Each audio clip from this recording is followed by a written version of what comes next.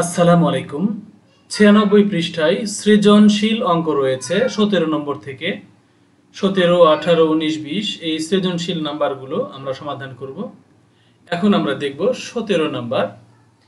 এখানে একটা উদ্দীপক রয়েছে, সেই উদ্দীপকে ৩টা বীজগাণিতিক রাশি দেওয়া রয়েছে।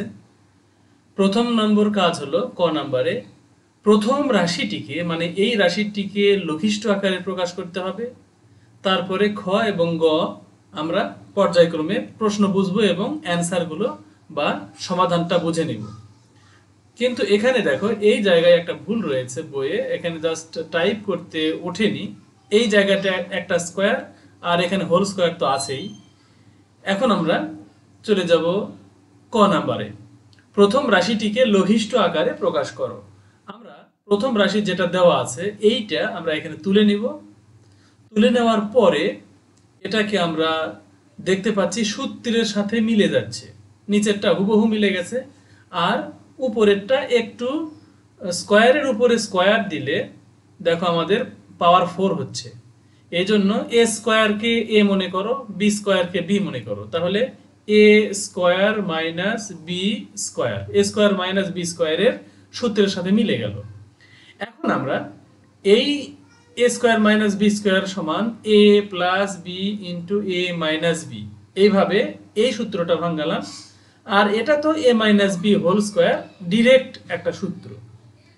এখন আমরা এইটাকে যেহেতু স্কোয়ার বা পাওয়ার 2 রয়েছে এই জন্য দুইবার লিখলাম।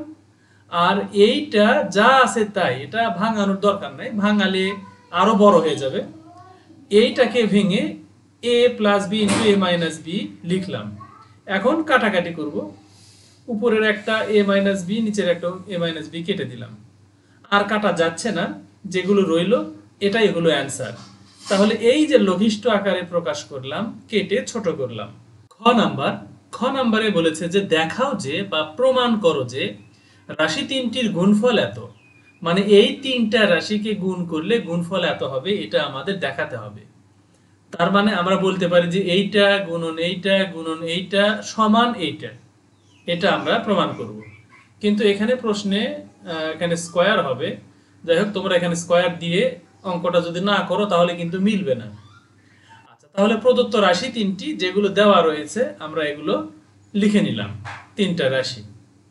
এখন আমরা তিনটি রাশির গুণফল এখানে এ স্কোয়ার প্লাস বি স্কোয়ার আর নিচে এইটা, এটা আমরা কোথায় পেলাম? এটা কিন্তু দেওয়াই রয়েছে। এটা তিনটা রাশিও দেওয়া আছে, তিনটা রাশির গুণফলও দেওয়া আছে, সবই তো দেওয়া আছে। তাহলে কাজটা কি?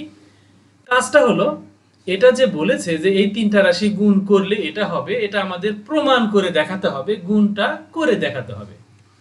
তাহলে আমরা এখানে এই যে তিনটা রাশি, এই তিনটা রাশি লিখব, কিন্তু মাঝখানে গুণ চিহ্ন দিব। এখন আমাদের এখানে এই সূত্রটা যা আছে এখানে তাই লিখব, উপরে এটা সূত্রের মতো করে ভাঙাবো, যেমন ক নাম্বারে ভাঙিয়েছিলাম, এগুলো যা আছে তাই।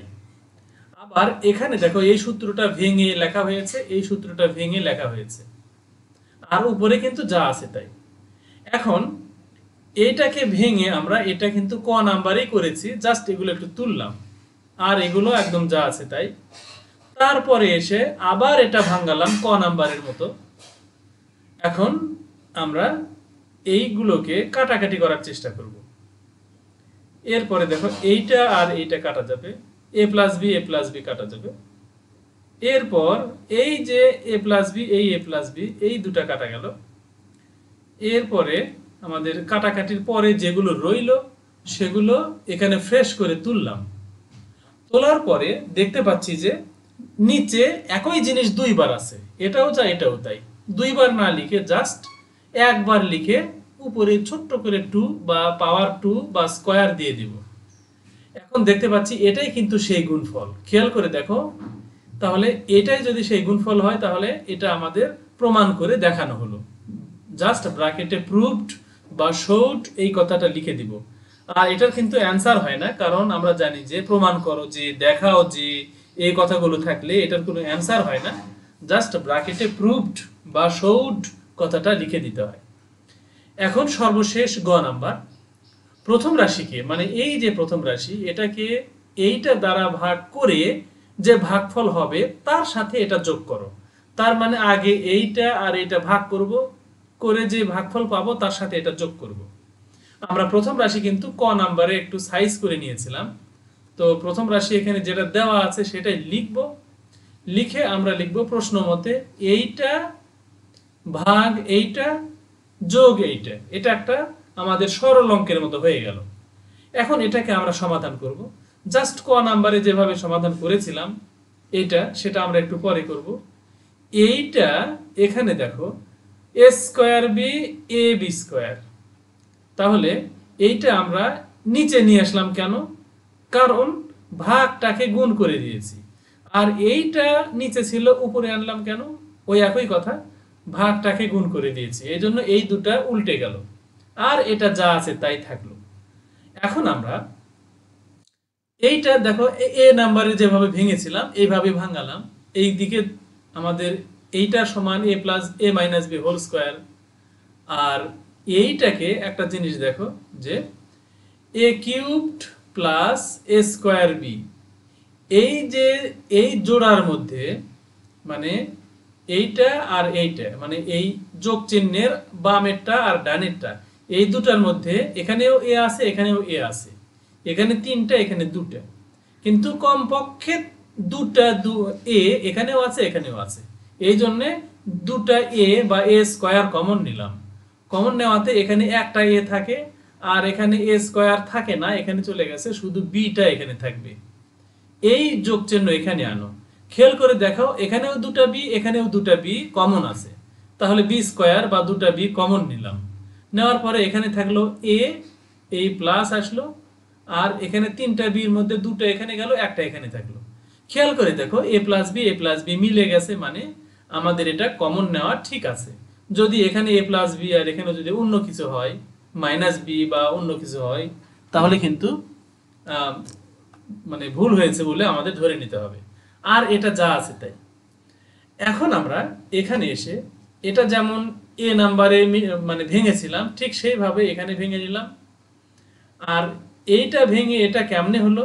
এটা দেখো এ মাইনাস বি হোল স্কোয়ারের সূত্র। এ মাইনাস বি হোল স্কোয়ার মানে এ মাইনাস বি দুইবার, এই গুণ চিহ্ন এখানে আসলো। এই যে এ মাইনাস বি হোল স্কোয়ার মানে এ মাইনাস বি দুইবার। আর এইটাতে এ প্লাস বি কমন নিলাম। আর ব্র্যাকেটের বাইরে কি কি আছে? এ স্কোয়ার প্লাস বি স্কোয়ার, এটা আমরা আরেকটা ব্র্যাকেটের মধ্যে রেখে দিলাম। আর এইদিকে যা আছে তাই। এখন আমরা এখানে এসে এইটা কেটে দিব, তারপরে এ প্লাস বি কেটে দিব, এ মাইনাস বি কেটে দিব, এই এ মাইনাস বি এই এ মাইনাস বি কেটে দিব।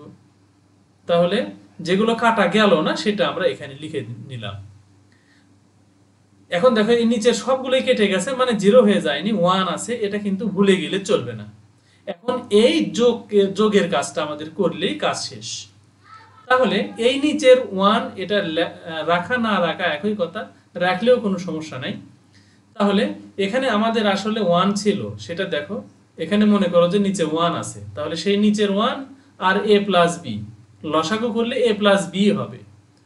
এখন এই যে নিচে ওয়ান ছিল সেই ওয়ান দ্বারা এটাকে ভাগ করলে এটাই হবে, তাহলে এটা দ্বারা এটার সাথে গুণ, তাহলে এটা আর এটা গুণ আকারে দেখো এখানে লেখা হয়েছে, এই যে এ মাইনাস বি ইন্টু এ প্লাস বি। এই যোগ চিহ্ন এখানে আনো, এইটা আর এইটা কেটে দাও, ভাগ করার ক্ষেত্রে কেটে দিলে জিরো হয়ে গেল না, ওয়ান হলো, ভাগ করে ওয়ান হলো, সেই ওয়ান দ্বারা এ স্কোয়ারের সাথে গুণ, এই যে এ স্কোয়ার গুণন ওয়ান।